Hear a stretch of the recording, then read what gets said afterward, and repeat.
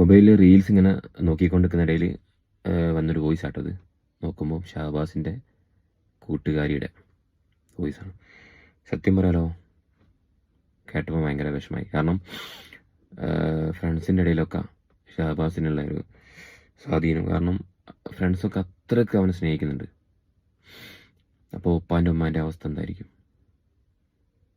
പറയില്ല. ഉമ്മാക്ക് എന്താ പറയുക, മാനസികാസ്വസ്ഥയായി പോയി തോന്നും, മാനസികമായിട്ട് പ്രശ്നമായി തോന്നും. കാരണം അത്രയ്ക്ക് അവർ സ്നേഹിച്ചിരുന്നു, അവരെ ആ കുടുംബത്തിൻ്റെ ഒരു അത്താണിയായിരുന്നു. എന്തായാലും ഈ വോയിസ് നിങ്ങൾ കേട്ടോ. ഷഹബാസെ, ഇക്കൊല്ലത്തെ നോമ്പിന് ഇല്ലാന്ന് ഞങ്ങൾക്ക് വിശ്വസിക്കാൻ പോലും പറ്റുന്നില്ലടാ. എൻ്റെ വീട്ടിൽ പോയിട്ടുണ്ടായിരുന്നു രാവിലെ. ഉമ്മാൻ്റെ സിറ്റുവേഷൻ കണ്ടിട്ട് ഞങ്ങൾക്ക് സഹിക്കാൻ പറ്റുന്നില്ലടാ.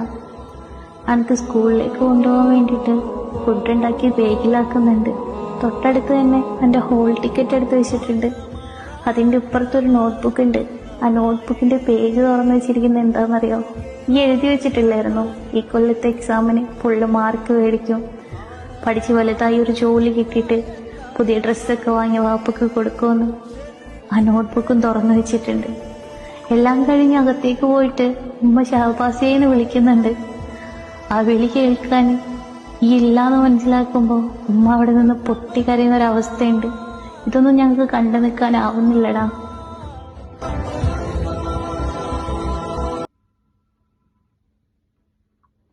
എന്താലേ,